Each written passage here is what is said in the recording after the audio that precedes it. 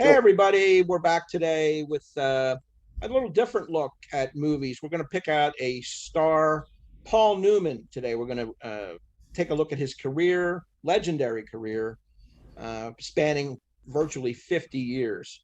We've done movie stuff in the past, Brian, AYBL Maine, and Doc. We've concentrated on different decades from the 70s all the way to current 2010s, and we've done top fives for many genres during that time. We figured, what's our next category going to be? Our next project, let's say. We decided on specific actors or directors or actresses, and we picked Paul Newman because of the length of his career. It was during our lifetime, and we thought it would be a natural way to start. We're joined today by JJ, 22 Explosive Hits. JJ, great to have you with us. Appreciate Thank you you. coming Thanks on. for having me. I appreciate it. Yep, I know you're a big movie guy, and this is Mm. right up your alley. So we appreciate you coming on with us. Before we start, we're going to do a top 10 today, by the way, top 10 Paul Newman movies. I just want to say a few things about Paul. His career started on stage. His movie career began in 1954 with The Silver Chalice, all the way through to 2002, his last feature film, which was Road to Perdition. So that's 48 years of filmmaking. He did a mini series and some voiceovers after that for Cars and things like that. But the bulk of his career, 50 years, solid. One of the great actors, coolest guy around. He worked with major directors like John Huston, Alfred Hitchcock, Martin Scorsese, Sidney Pollack, Sidney Lumet. Worked with some leading ladies like Liz Taylor, Sophia Loren, and his wife of 50 years, Joanne Woodward. Co-starring, of course, with Robert Redford and Steve McQueen, two cool guys there, and latter day superstars Tom Hanks and Tom Cruise. He was in movies with those guys as well. So he's had a legendary career, incredibly handsome. He sort of played down, in my opinion, he played that down a lot. He took on roles that were either unflattering, some unlikable guys, rebels, anti-heroes, bucking against the system. He appealed to women. Women loved him because great looking guy. They wanted to be, with him. And then you got the guys who wanted to be just like him. So he appealed to a cross section of people. He was cool as hell, and one of my favorite actors in motion picture history. So that's where we're starting today. As our guest, JJ is going to start us off with his 10 through 6, and then we'll work our way around. So, JJ, if you'd do the honors, please. Sure. First, this was a really difficult one to do. Having somebody with a film career that spanned 50 years, it was really hard to kind of, put it into different spots. And different spots in film, there was different film, different eras, different stuff going on when he started versus what happened, later. And my stuff, I kind of thought I was going to gear more be a little bit towards the later period because that's what I remember. That's what I was seeing in the theater. I'll get to my list, but one of his films, dazzled me with the cinematography that made me even explore a particular director. But I'll get that in just a minute. Okay. The number 10 I picked was Nobody's Fool. I feel it's a great film, a heartwarming performance. Kind of surprised me a bit because usually actors when they're later on and they sometimes tend to just be kind of fluffy or just there to be there as a star. But I really felt that in that performance he gave his all. He gave who he was. He gave himself to that role. Gave that same bit of effort that he always did probably back in the day. And so that's what I think really made that film what it was. Number 9, I actually picked Road to Perdition. And the reason why I picked Road to Perdition was here he played a guy that was in the beginning likable, and then later you find out how he kind of went against Tom Hanks's character, and he played off of Tom Hanks, but he didn't upstage Tom Hanks and or the kid for that matter. He played this character that was kind of creepy in a lot of scenes too, because he would love the family and then betray them behind their back because of his sons. But then he had this sense in that movie of being so torn because and it just played out really well. He was torn because he had to honor his son at the same time he also wanted to honor Tom Hanks and the kid. Yeah. And so I thought that performance was really good in that movie. Number 8, I picked The Color of Money for as he reprising his role from The Hustler. Great performance.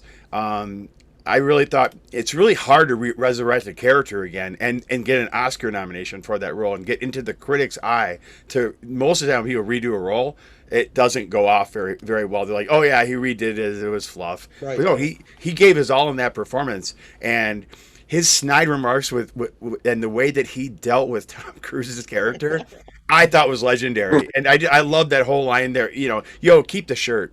Yeah. Yeah. I made me want even as a kid. And the reason why is that if you guys know, I went to film school, and one of the things I really got into was Martin Scorsese. But when I saw that movie, I was 14. I saw it in a theater in Milwaukee, and I didn't know anything about this Martin Scorsese guy, but all I knew was this cinematography in that movie that was just blowing my mind. The way Yeah. they shot the pool scene. I mean, pool is boring. Let's put it bluntly. It's boring.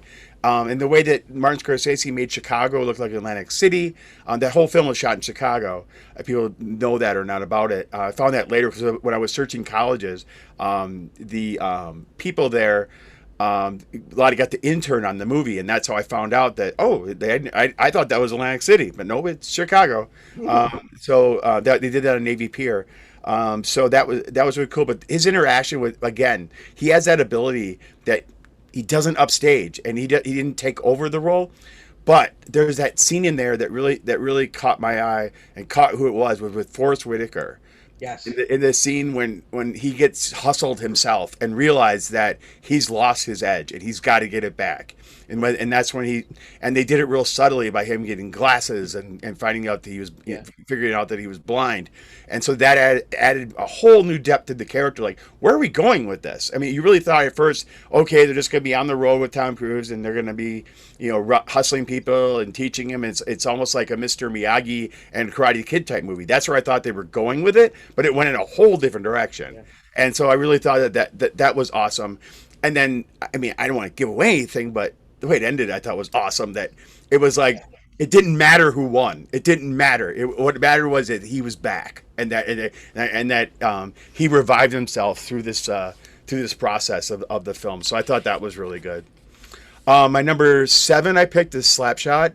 Again, this if to take the time period this movie came out, he was kind of doing these suave, debonair, and kind of leading man type roles, and which were really good. Don't get me wrong, but this was something completely different. Playing kind of that thug and playing that hockey and play that hockey guy that every hockey fan wanted to be. I mean, think about it. That people, the more violent hockey is, the better it is, and to the T. That whole film was actually.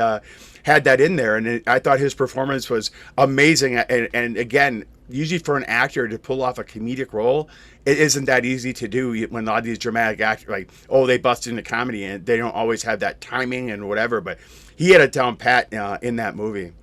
And then number 6 I picked is The Sting. The Sting is an amazing film with him and Robert Redford. Again, he plays the buddy, but doesn't upstage. And he really gives that creative performance in that movie, and the way the way him and Robert Redford interact with each other in that movie is just it's fun to watch. And that film to me never gets old. That's one of those performances that this thing can be coming on AMC or whatever it's on, and I'll sit there and watch it. I'm not turned off by it, and that to me is a sign of a great performance and a great movie. That just when a film like that is legendary and never gets old.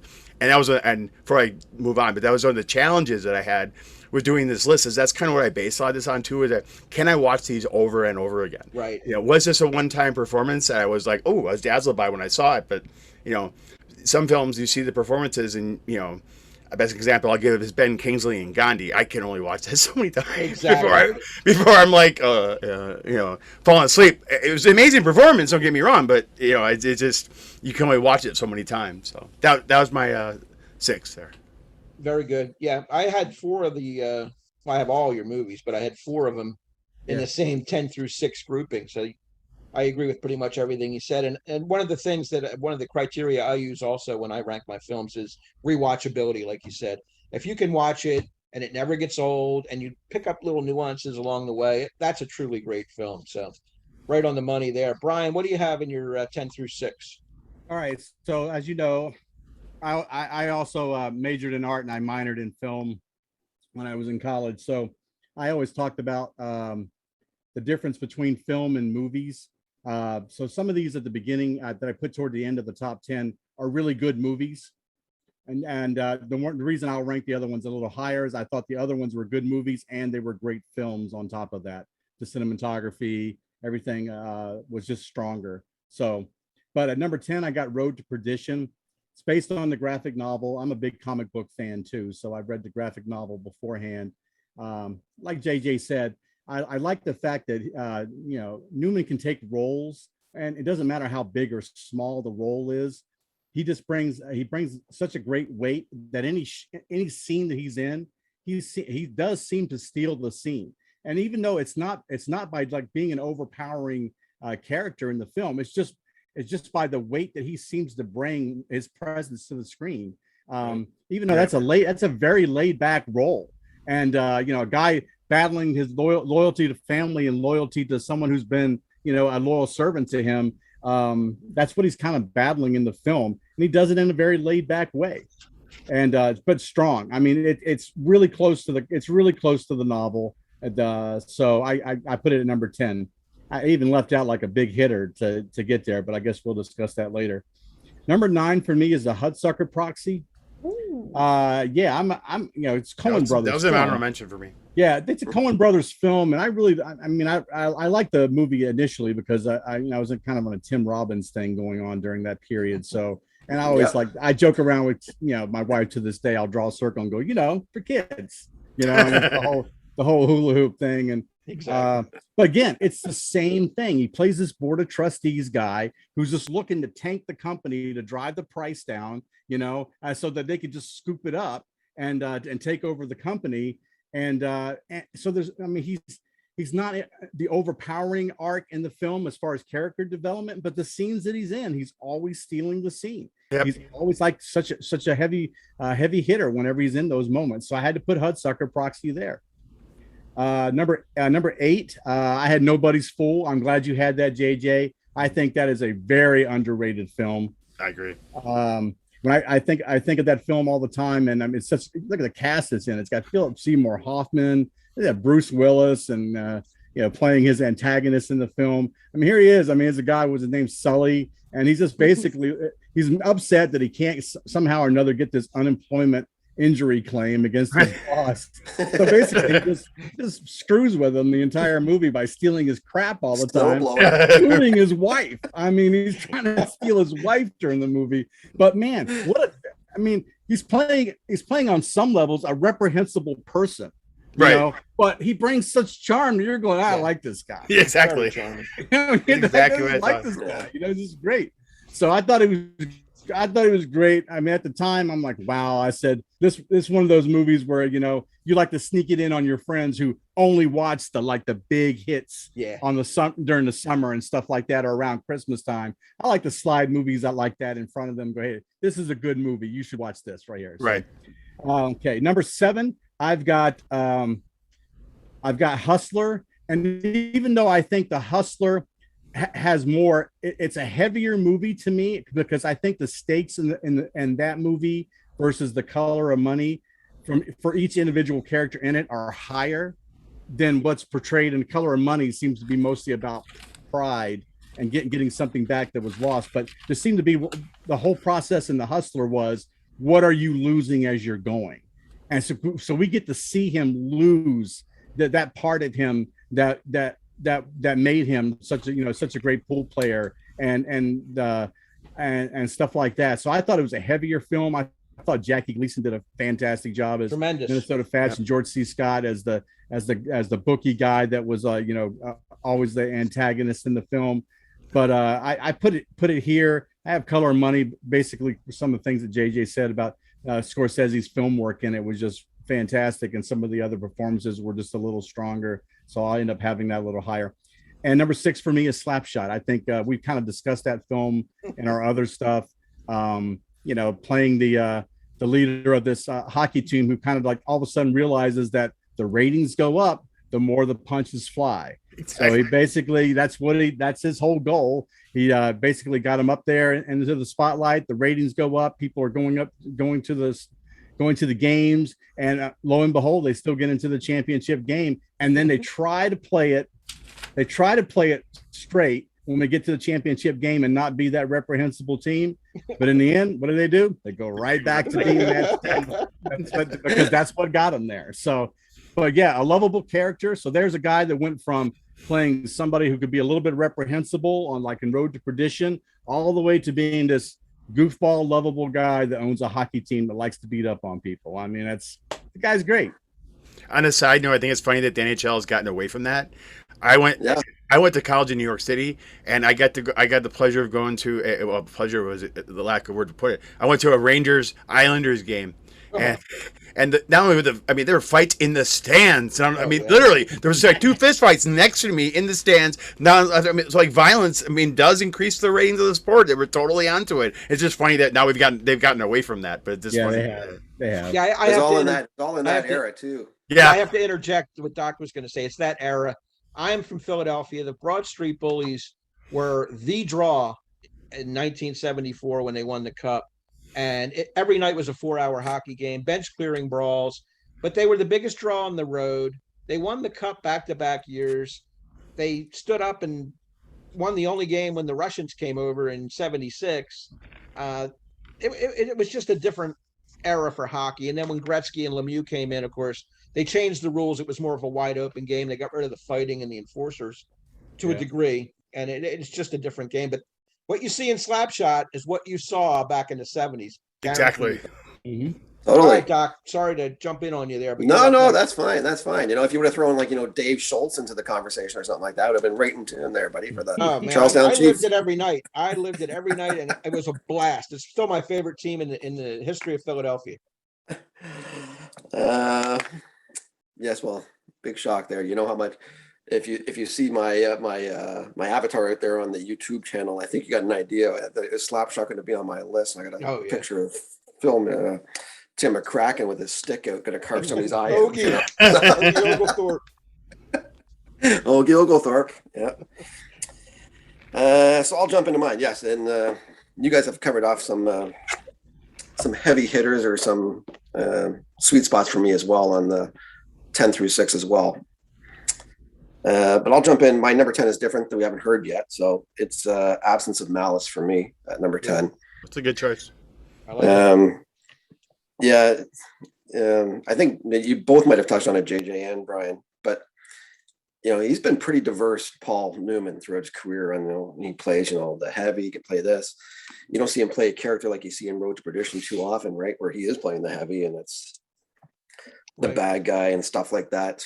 But Absence of Malice is more like a vulnerable kind of like, being taken advantage kind of thing, just because of family. I don't want to say too much about the movie, but there's a lot of liberties taken in newspapers back in this time on how things are spread about people and what kind of information you do or don't need to actually put something in actual print, and how it affects people in their lives and everything else, and how it affects his as a character is a fantastic performance of him. Actually, Sally Field, I can give and take depending on what role it is and stuff like that. She's actually pretty good in this one too. So Absence of Malice comes in at number 10 for me. My number 9 is The Color of Money for me.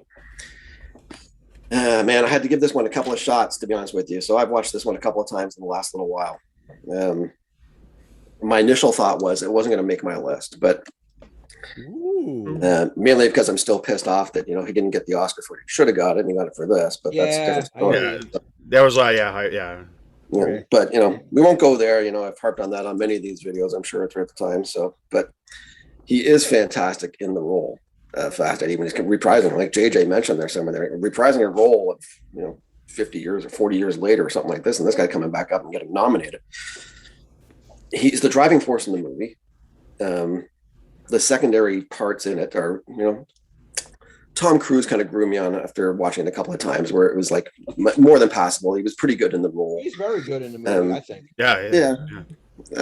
More like flashy. It grew on me. I'm going to say this, but Newman is the guy driving it, and I do love the scene that actually JJ mentions with Forrest Whitaker as well, where it's actually, you know, he gets caught and finds it, you know, man, I had it at one time and I don't have it anymore. And the snooker just got snuck, man. So what can I tell you? So, but it's Newman. He was fantastic in the role, and that's why it lands at number 9 for me. And I do like the cinematography and everything else that goes with it. Pretty good score in that movie too. So that Scorsese shows you something pretty good every time he usually puts something on the screen here, 9 times out of 10.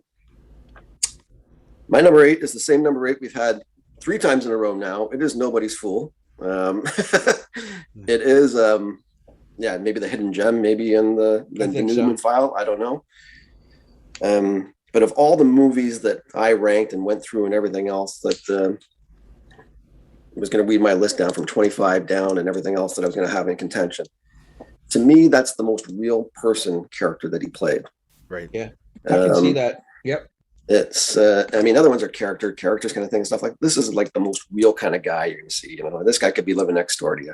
And it wouldn't shock you if he was, right? You know, so he plays it really well. I think, Brian, you had some good points in there. It was like, you know, he's the kind of guy that, you know, kind of a little bit of a snake in one sense, or you know, doing stuff behind people's back and stuff like that. Meanwhile, you know, he's helping ladies walk to the restaurant and getting back home and whatever the case, right? So he's got 2 sides. He's got a good heart at the bottom of it. So Nobody's Fool is my number 8 for sure. So I love that movie.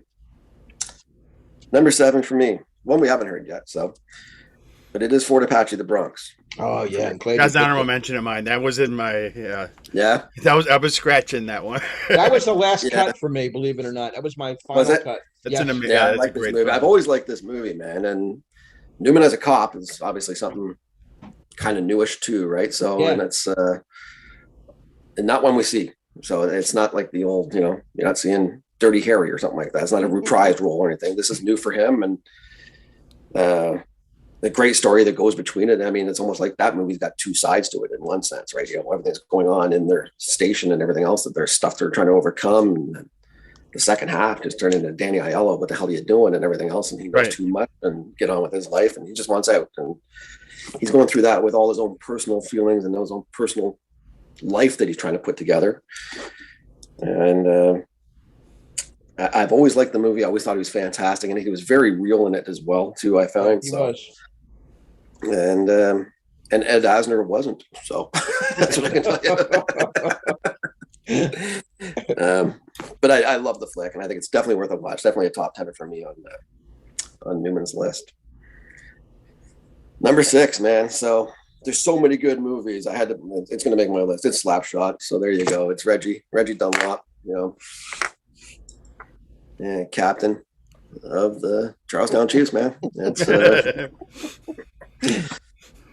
you're right. This is I think JJ, you probably summed it up. You summed it up pretty good, and so did you, Brian. But nobody saw Newman like this. Nobody heard him talking like this. Nobody was expecting what he said coming out of his mouth in 1977 or whatever year this was when it did come out. Yep. This was not Paul Newman language. This was not Paul Newman attitude. This was something.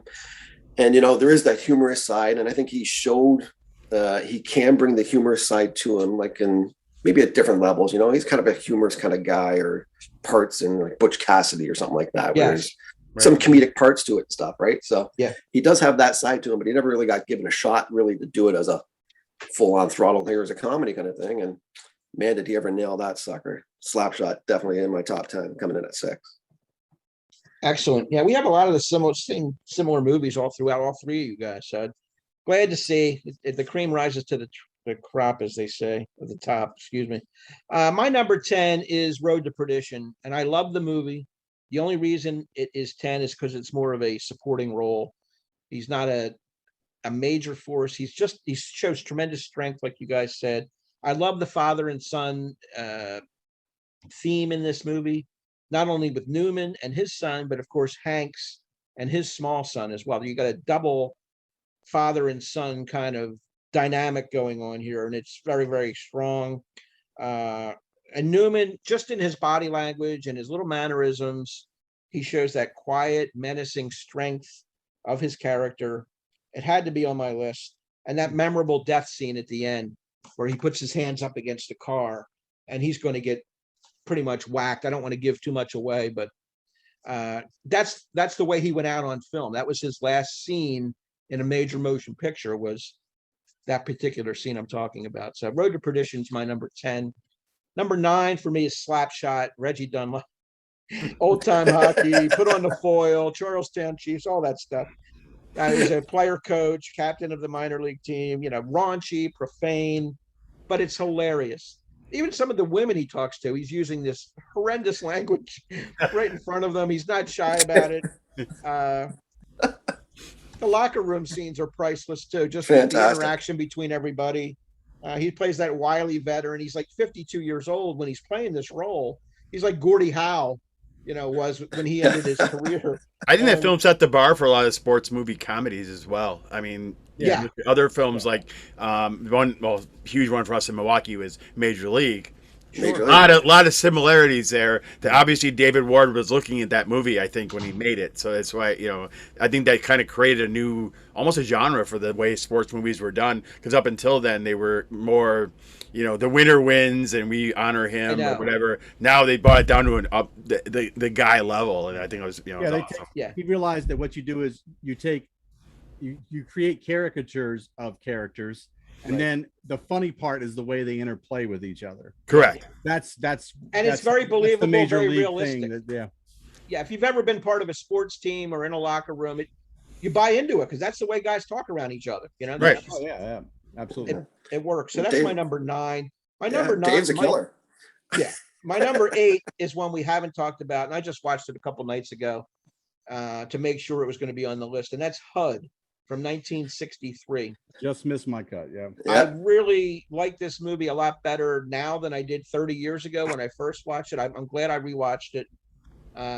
When you watch a movie when you're 64 years old as compared to when you're 30 years old, which I was then, you get a completely different perspective on things. Everything looks different. The actors look different. Paul Newman, when I was 30 years old, he looked older, more mature than I do now. I look at it and he's a young man who is pretty much unlikable. He's self-centered. He's a hard drinking, boozing, skirt chasing louse, pretty much. A flawed character, which a lot of, most of these characters are flawed in some way. He has issues with his father. He's partly responsible for his brother's death. There's a lot of things going on in this movie. As his father says to him, Melvin Douglas is his father. He says, "You are a man without principles." And he is a man without principles. He's a soulless person. He doesn't give a crap about anybody but himself. He alienates everybody around him. But Newman plays it to a T. It's one of his best performances, in my opinion. He's morally empty. He's just a pathetic character. And eventually he drives everybody away from him. It doesn't sound like the kind of movie you want to watch, but it's a character study. And anybody who hasn't seen it should check it out because it does show Paul has the acting chops. Number 7 is one everybody's got on their list. Nobody's Fool. I had it in the 7th spot. I really, really like this movie. A great ensemble cast, like you said, with Jessica Tandy, Melanie Griffith, Bruce Willis, Philip Seymour Hoffman. You can go right down the list. They're all great in this movie. Some of the lesser guys that I don't have their names, but they were at the bar. They're playing strip poker with some of the locals. And just very, very, it's a slice of life. And like you said, it's a believable character. Newman's he's an underachiever. He's a lifelong underachiever. He's never gotten out of the small town. Everybody knows who he is. He's divorced. He's estranged from his own son. He doesn't know his grandson, and that comes into play a little bit. He's trying to make up for lost time there, hanging out at the bar, playing strip poker. He doesn't pay his traffic tickets. He's got a whole glove compartment full of traffic tickets that Philip Seymour Hoffman. Philip's not too happy about that one. Oh, no. He's living in a rented room, that is owned by Jessica Tandy's character. And he's got that running feud, which you guys talked about with Bruce Willis. It's really a charming movie, and I'll watch that anytime it's on. My number 6 is The Sting from 1973. I know a lot of people have it a little bit higher, but it's one. No, we were spot on. Oh, we had 6? Okay, I had We were both 6 on that one, yeah. I know Doc and probably Brian are going to have it a little higher. I love the chemistry in the movie with Redford and Newman. They're bringing that back from Butch and Sundance. You got a great Robert Shaw in this movie as well. A lot of star power, good storytelling. It's a very clever movie, plot twists. It's got the sense of humor. Technically, it's outstanding with the music and the costumes of the era. It's a great caper movie. So I had to put it on the list. Pretty strong at number 6. So we're into the top 5, and we're going to do these individually as we go. And JJ, you're up first. Okay. Number 5, I picked Butch Cassidy and the Sundance Kid. Great performance. I mean, I couldn't find myself saying that, but the reason I love this performance is to that I think it set the bar for buddy films, or like or buddy films, and one guy's the hi hat, the smarter one, one's the hi hat, and how they played off each other was amazing. But when I rewatched that film, I remember I watched this a couple months ago. The heart of that film and the whole thing with when they do that whole little montage with raindrops keep falling on my head, and riding the bike, and it just had that whole feel to it. So that I think it's a great performance. But then it's kind of what I would say is that watch that scene and then tell somebody how this film is going to end, and it's like, you won't believe that where you were at this point in the movie, and then you got to this point, based on how heartfelt his performance was. And so that's where I compare that in that particular one for number 5. Brian, you're up at 5. My number 5, I just had the sting a little bit higher than you guys. What I kind of liked about it, I like the chemistry between Redford and him, and I also like the interesting way of, it's kind of like non-traditional transitions between scenes. Instead of the fades and the cuts and the pans and stuff like that. I like the little the word cards, right? As the transition. I thought that added that little bit of campy flavor that I think that the film had. And I also enjoy. I love caper films, and I particularly like them whenever there's a long game involved. And this is one of them where there's plenty of short games throughout the movie, but there's also the long game that you kind of have to go all the way to the end of the film to get to the long game. And that's why I liked it. That's why I like that movie so much. I got it at number 5. Good one. Just quick comment I'll make on that film. I'm a huge silent film buff, and what's really funny about that movie, I did extensive studies on silent film for my film school papers, and I Charlie Chaplin's posters right over here.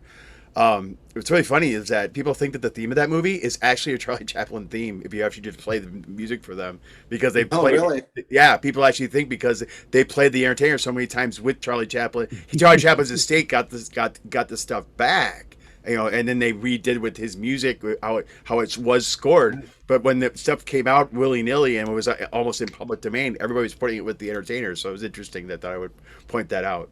That was Marvin Hamlish, right? That did the score on that, I believe. Yeah. Yeah. All right, Doc, you're up. Number 5. Number 5 for me, one that I think's already been mentioned once already. It's The Hustler for me. Yep.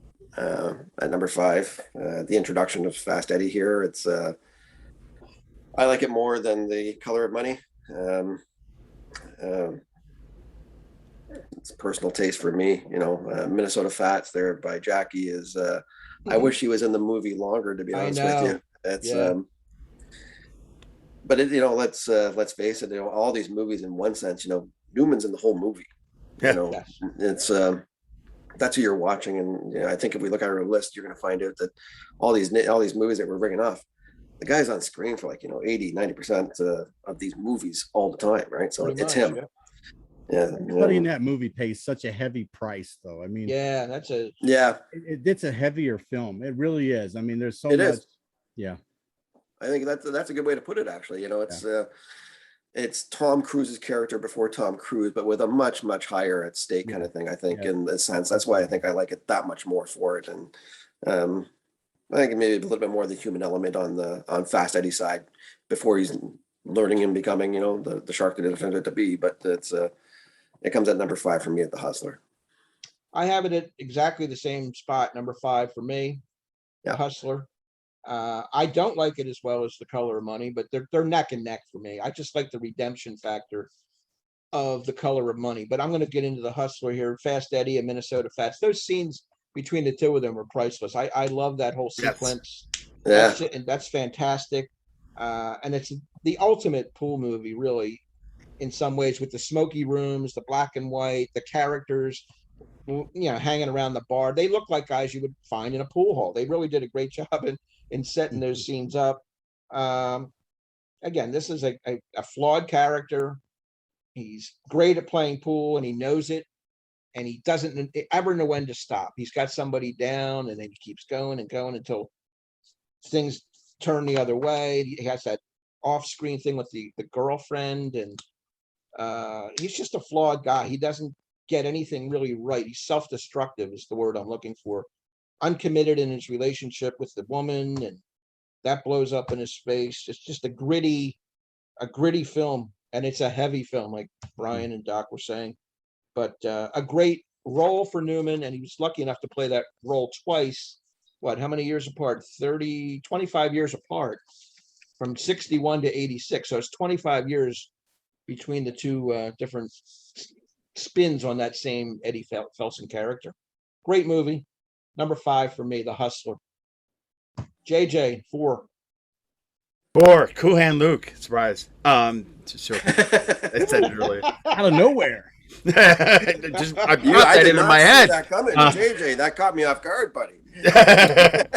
What I liked about this role is that he was quiet in this role, but he was hilarious, and he was quiet. He was funny. He was cocky, and it was a great story. And the way he was always, planning to escape and all that stuff, and then even proved to us that he could eat all those eggs, and so that was just a great performance by him. And to me, that's that whole film is just. Legendary, and again we go to that whole playability mode. That's one I can just watch over and over and over again. I'll see something new every time I watch it, whether it be me amazed by the eggs like it was last time. Like, wow, they must have, when they filmed that, they must have really did that. Oh my God. So I that's probably it's a gritty performance, but it's also a funny and cocky, and his relationship with all the other characters is just amazing. It's like he has all these clowns and he's trying to sort them out, and it's just fun. It's fun with all that interaction. Great choice, Brian. What do you have at 4? At 4, I've got the exact same thing. Cool Hand Luke, and I was going to lead it off with what we have here is a failure to communicate. Yeah, there you go. I just, there's something about the movie. It's I like movies like this, and One Flew Over the Cuckoo's Nest kind of falls into the same thing, that you're untamable animals, and he really is as cool as he is and as funny as he is. He spends the whole movie. He just doesn't want to be tamed. Right. He wants to do what he wants to do. Yep. And he doesn't like to be told what to do, and so he basically pays a heavy price for just not wanting to conform. And it's so many sad things in there about not being able to go see his mother's funeral, right. Stuff like that, and you feel like you're wondering whether it's going to end on that sour note, whether they've actually, they've beaten his pride, and whether they've beaten him down enough to where he's just going to comply. Because it seems like that up until he gets in the goddamn truck and takes off there. But it's kind of a heavy thing. Some people have showed me some of the religious imagery that's kind of in some of the scenes, especially the church scene. And I've seen that too. Full pan back where where the crossroads kind of create a cross in the film and things like that. So it's interesting from that standpoint, but I guess I like his heavier roles a little bit. So this one kind of landed right here. Very good, Doc. Well, you'll never guess what number 4 is. Any ideas? How about that? So we got the trifecta going on the number 4s. I'll tell you that right now. It's Cool Hand Luke for me as well. Wow. I don't think there's much I can add to what JJ and Brian have already touched on about his character here. The rebellious, and he's, there's some great scenes in this movie, man. That fight with George Kennedy is pretty classic. Yeah. He wins over a lot of his fellow inmates over time, and it wasn't easy for him doing this throughout this whole thing. So it's like it's an uphill battle for him on a lot of different levels that throughout his character goes through. He gets a lot of pushback, but he keeps pushing back, and I think that fight scene kind of just encapsulates what kind of character the guy really is throughout the whole movie. And it doesn't matter what it is in front of him; he's going for it full throttle. So, Cool Hand Luke is kind of a classic, man. So it's I find my top 4, probably your top 5, really could probably in that neighborhood. So, Cool Hand's number 4 for me, and that's I have it, but I have it a little bit higher. I have number 4 at The Color of Money, just above The Hustler. I had him neck and neck, like I said. I love The Color of Money. The Scorsese filmmaking just edged it up a little bit. It's a real uh, snappy kind of movie. I like the Tom Cruise character a lot because Eddie sees a lot of himself in Cruise in that movie and tries to give him some solid advice along the way, and he just Right. balks at it a little bit. I think Newman deserved the Oscar for this role. I know there was an earlier one that he should have won. I'm glad they finally gave it to him for this because he's very good in this movie. And just the difference between The Hustler and The Color of Money, the 25 years of aging and the life experience, you can see it. It's written on his face. Just going out and going to these different places with this young hotshot. I really was entertained by it more than anything else. What else did I have here? That's pretty much it. You guys have hit on all the characters. The pool scenes. Did you know when? Do you know when you notice like Newman in The Color of Money? The one thing you realize that he's an older guy in the movie. Yeah, you know that he's an older guy, but man, he still doesn't really look like an older guy when you're watching him. And if he does, he still looks great. Doesn't unless you watch The Hustler and that back to back, and then you see the difference. Yeah, you know what I mean. But just he looks better than any person of his own age. Easily. Let's face it. He's a specimen. Yeah. But when you watch them back to back, you can see the baggage he's bringing and the different life experience, like I said. And he's trying to convey that to Cruise.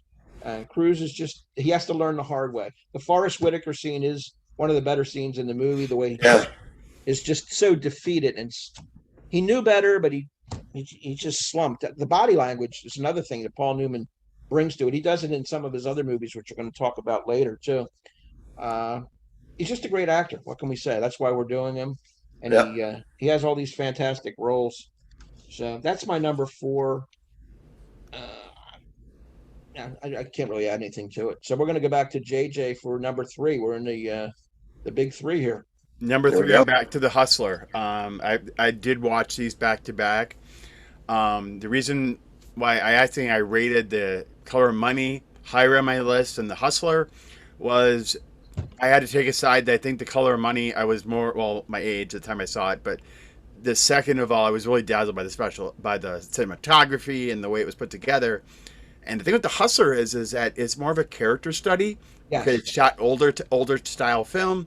And so it's that character development, and I'm still interested in his character, and I'm fascinated by this character, and and how he goes throughout this film, and his interactions with Jackie Gleason is amazing, and so that's where actually kind of did it for me. Why I ranked it much higher on my list than I ranked The Color of Money, because I had to put aside that I was dazzled by this. I could pull the vinyl out here. I have the soundtrack vinyl because it's so good. So I had to pull that aside and really say which is the 2 better ones, and I have to say The Hustler is the better film of the 2. And it's kind of funny too because people who grew up in my era with Jackie Gleason, I'm just going to touch on that for just a second. They think that Smokey and the Bandit, they don't really take him too seriously. Right. That performance, and then the other one I always say is Nothing in Common, where he's amazing as another one. That's good. Yeah. As a character development. I mean, that was an awesome performance for him to go out with because him and Hanks just played off each other, and so that was a film I kind of based on. I saw around the time of Color of Money, and then so I go watch this performance with him and Gleason playing off each other. And that scene is just unreal. I mean, and it speaks out. And when a film is black and white, it doesn't have all this stuff to it, but can still grab you. That is to me why I ranked it higher. So that's why That's why it's number 3. That's a good argument for it too. They were neck and neck. I had them 5 and 4, but I see exactly what you're saying. One thing I wanted to add about The Hustler is George C. Scott. He is a leech and a sleaze, and all about the money. He's great in that movie in a supporting role too. I don't want to overlook his input to it because he adds so much depth to the film. All right, Brian, you're number 3. My number 3 is I think some of you have mentioned it anyway. It's Butch Cassidy and the Sundance Kid. I guess Butch and Sundance didn't get to go to Australia after all. Kind of a bummer ending, but really, I think JJ says it the best when he says it's kind of the quintessential buddy movie. And I think when you get later on, when you start to see movies like Die Hard and things like that come out, I mean, that's the kind of the motif that they use, where you're going to have the guy who's trying to play it straight, and then the guy who's just carrying it. That guy's carrying him along basically, and he gets by on particular skills most of the time. So you see that kind of repeating theme kind of go. I think probably the most recent one I can think of too that was kind of a buddy western was Appaloosa. I think they did a remake of that with Ed Harris and Viggo Mortensen. So Mortensen. Kind of an interesting, yeah. So I had it there. I mean, I wasn't sure how I was going to feel about it. I hadn't seen this movie like forever, and I went back and watched it, and I don't know, it's a great film. So now I've got to say, well, that's why I got it in my top 5, because I wanted to make sure that films were rated higher than movies. So it's something I can watch over and over and be entertained. But I really love the filmmaking. I just do. Tremendous. I dig it. All right, Doc, what do you got at 3? Surprise, surprise. First Pete, then repeat. So I've got Butch Cassidy and the Sundance. What can you say that hasn't Reading been said, off my paper, Doc. I feel like everybody's reading off my paper, man. Yeah, me too. Me and Brian had a quick Zoom at around 6:30 tonight. I don't know if you guys were there or not, but yeah, it's the ultimate buddy movie. There's no getting around that. This is let's face it, Butch Cassidy and the Sundance Kid are best friends. That's just the way it is. I mean, I think it goes back to, I think, what you had before, JJ, when you were talking about it. You look at that scene with the, raindrops keep falling on my head, riding around the bicycle and everything else. It just shows you how good friends they really are, because there's nothing even said about, Redford with the girl and everything else. And then right. Newman shows up and it's like, all right, let's go for a bike ride. And it's like, all right, let's go for a bike ride. And it's all very understood. And they are best friends. They're jumping off cliffs. They're going in, and it's Bolivia, the whole 9 yards. They're not going to Australia. It is, and Brian, you touched on it as well. Like, don't tell me the lethal weapons and these guys throughout the cop movies have not taken this theme of. That's what I was saying. Lethal Weapon totally grabbed that. This is where it stems from. But as far as like stories and everything else, there's some pretty funny scenes in the movie too. And it's a lot of good parts in that movie. So Butch Cassidy and Sundance is a classic. It's weird because when they tried to go straight, that's when somebody got killed. Yeah. That's the weirdest part, is that they did try to go straight, and then that was the first time that somebody ended up getting killed. Yeah.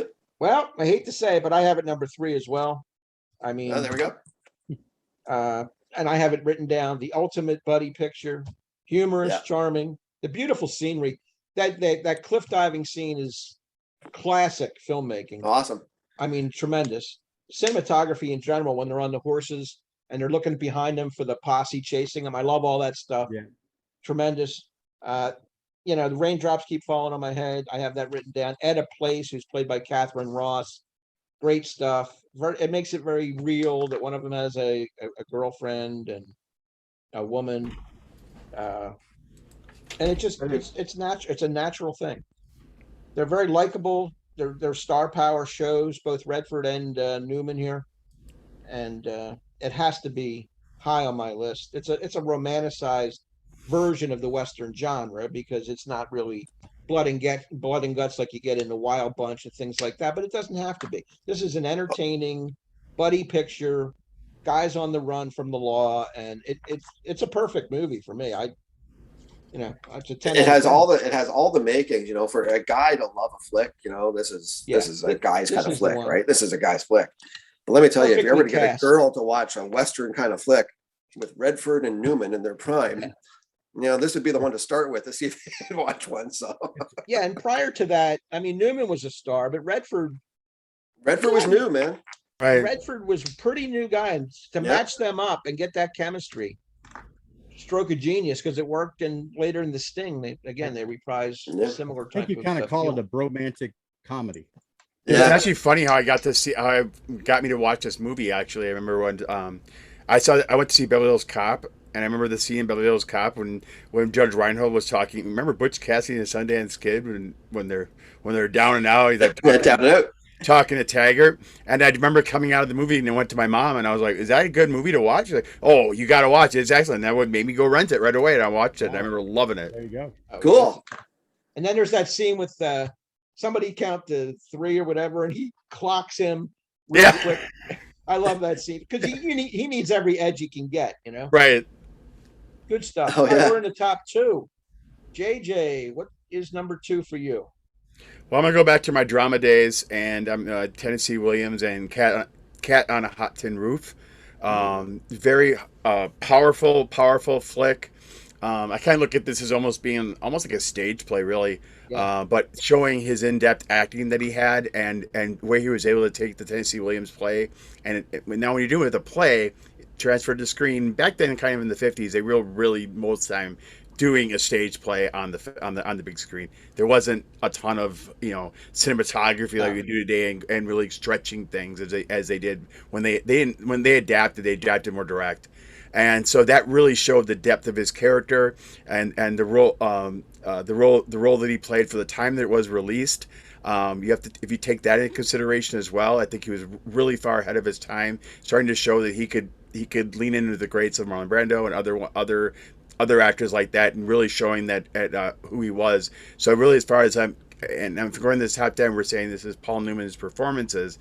That's where this one comes up for me, that it's a top performance, just straight up performance by Paul Newman, showing what his acting ability is all about, and that I really believed and I felt for this character.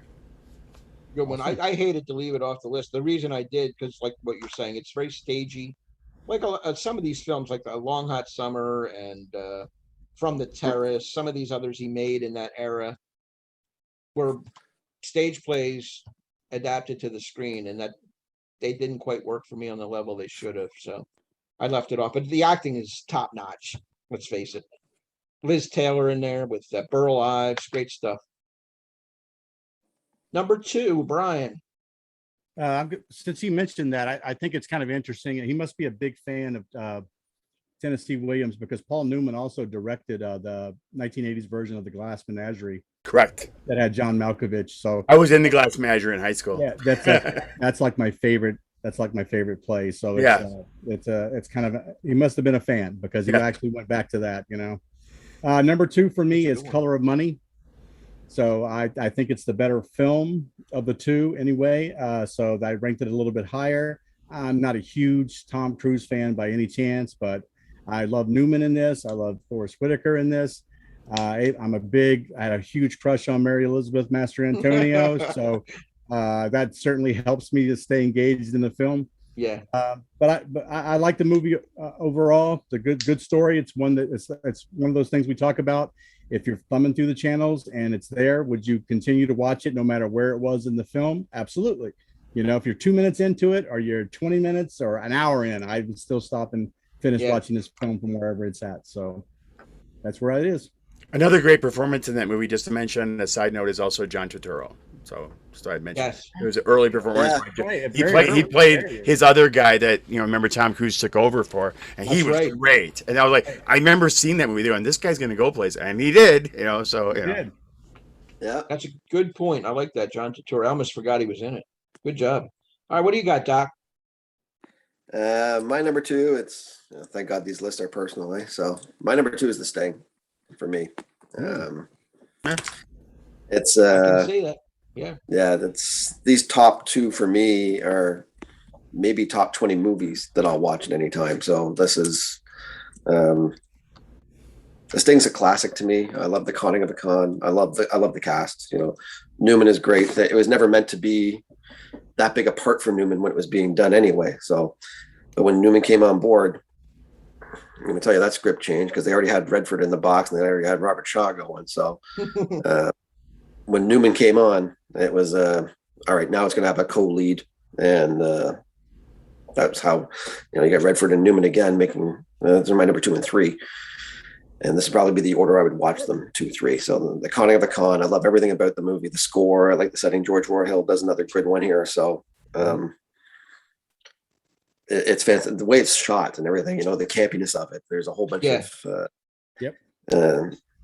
I find it to be something to what Brian touches on. Halfway through the movie, man, I'm sitting down and watching that sucker. It doesn't bother me when that's on. So Sting's my number 2 for the Newman flicks, man. It's a classic. Very good. My number 2 is Cool Hand Luke. I like it a little bit more than some of you guys, but I mean, we all had it, so it's a great movie. Yeah. Prison, chain gang, the whole 9 yards. What we've got is failure to communicate, and I like the egg scene. I like the blonde with the car wash scene. That's another classic scene. The total nonconformist, as Brian was talking about, he doesn't play by anybody's rules but his own. Correct. And I have written here a lot similar to Cuckoo's Nest for me. Those characters are very parallel characters. Yeah, they They're are. rebels. They're free spirits in a way, indomitable spirits. Nobody's going to tell these guys what to do. They're going to fight to the death. And I think it's one of Newman's best roles. It's hard to say what the best role is, but it's among them. And I had to put it at number 2. What, Rich? He didn't eat one egg. Yeah. I think I could eat 50 egg whites. Yeah, not 50. Yeah, yolks would. No, if you had the yolks, man. Yeah, I'd eat about 5 of those, and I'm done. I'm hurling them up. They're out. I think we're going to have number 1 might be very similar across the board here. It's very interesting that we all came upon it, if I'm thinking correctly. What do you got, JJ, in your top Paul Newman movie?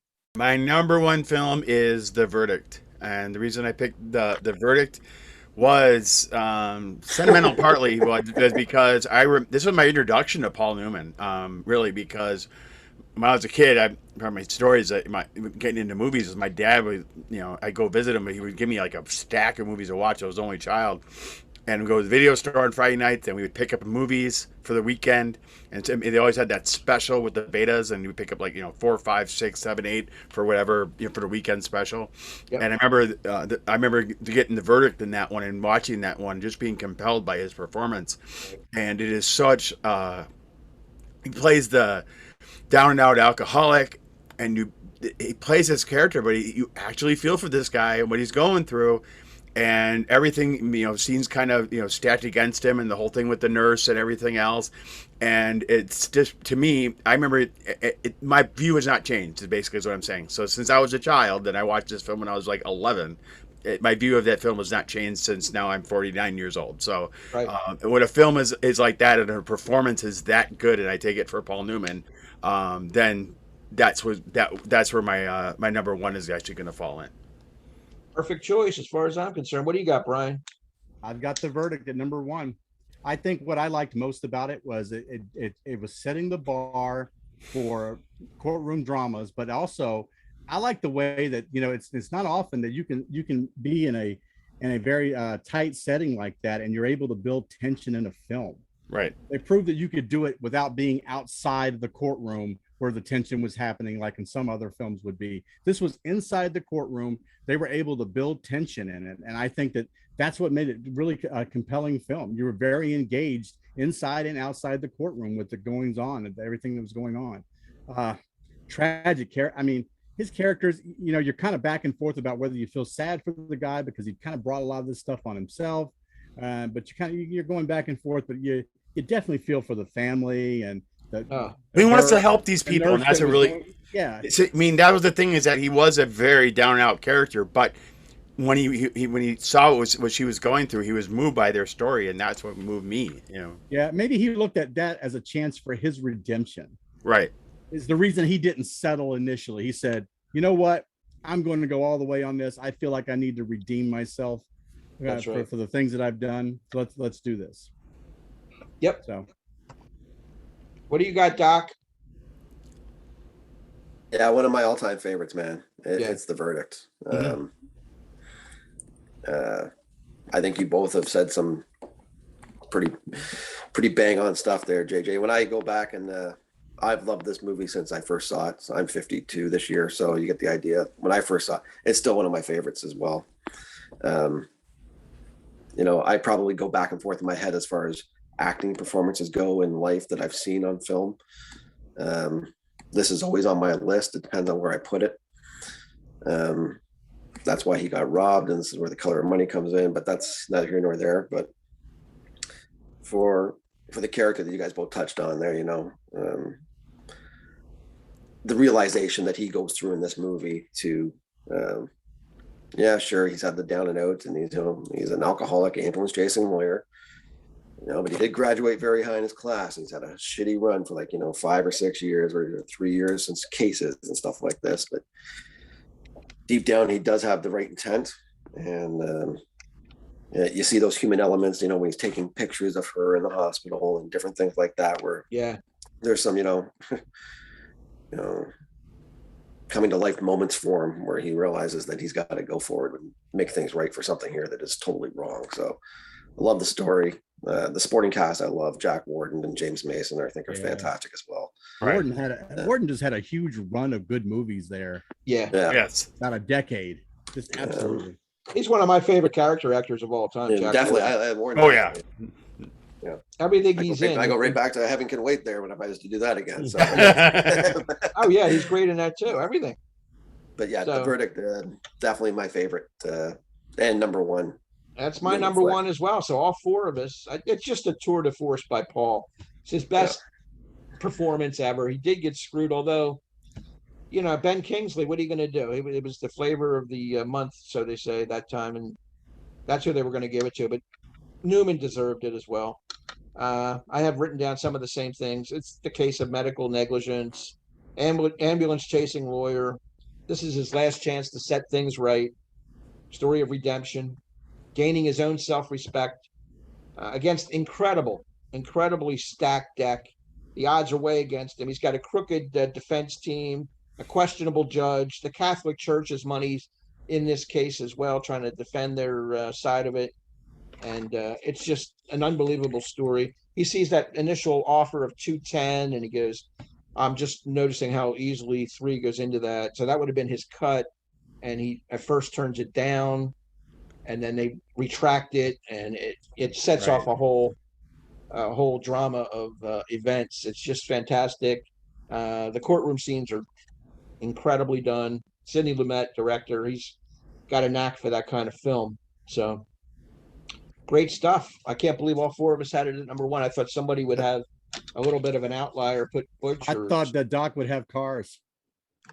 Yeah, I had to put Cars aside actually because if I'm honest with myself, the Paul Newman movie I've seen the most is Cars, but it's not out of enjoyment. It was out of the fact that I have kids and they were both really young into Pixar at that time, and I saw that performance over and over, and it's like Toy Story. I can quote it, so that's why I had that one's off the list. I'm not even gonna try going there because I can't, That's the one I've seen the most of though, probably at least 50 times.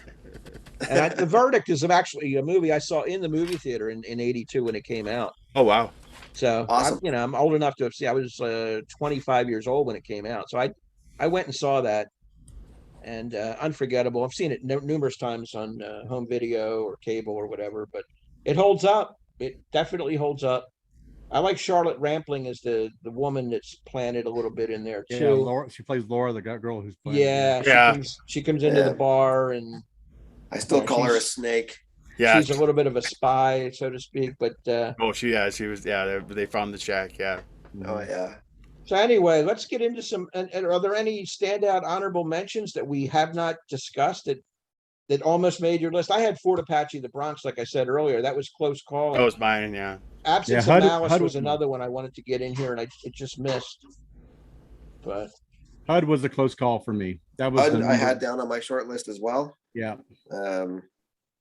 Cat on the Hot Tin Roof, I had that as well. Yeah, JJ. that was another one. Ones that didn't make quite up the list for me was Towering Inferno and stuff like that. Yeah. He's not the lead, right? So that's kind of what I'm looking for.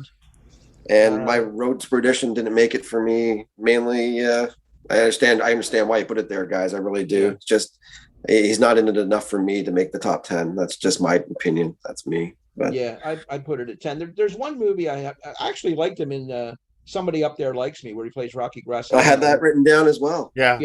He was good in that movie. I liked him in Harry and Son, but it wasn't going to break the top 10. Yeah. Now, Robbie Benson killed that for me, so It wasn't your hombre joke, Rich. Hombre. Hombre. It's been a while since I saw Hombre. Some of these films I have not seen, I have to admit. A couple would be The Left-Handed Gun. I've never seen. It always escaped me. He plays I- Billy the Kid, I believe, in that movie from 1958. But I've seen like 95% of these films. I'm looking at his list. Sometimes a his Great list. Notion almost made my list too. Yeah, that's an interesting movie about the loggers out there in Yeah. Oregon or whatever It's it a is. really good performance, man. Hudsucker Yeah. Proxy was on my honorable mentions. How about the Harper and the Drowning Pool, where he plays a detective? Anybody seen those? I haven't seen that. No, I'm not. Yeah, they're right. They're okay. They're a little bit above Yeah. average. They're not Like going to stand Twilight. out. He was just okay in Twilight. Twilight's another Yeah. one that didn't work for me. Yeah. Is that the one that you have, Brian, for that he shouldn't have been in, or is that a No, different no, one? no, no, no. The one I picked was the one that Paul Newman said that he shouldn't have been in. I don't even know what that is. I remember you mentioned that before there, so I don't know what Yeah, I that mean, is. but- he said it himself. Don't go see this movie. What's that? Oh, really? Blaze? It was Silver Chalice. Oh, Oh, the first one. Yeah. Yeah, he said, don't go see this movie. He said it's awful. I mean, come on. I mean, if he doesn't even want you to see it, then why should we see it? There's a couple of money grabs he did, like When Time Ran Out from 1980. You never see it anymore. It was a horrible movie, disaster movie. Didn't work. The Macintosh Man's an underrated movie where he plays. It's like a Russian spy movie, I believe. I saw that a long time ago.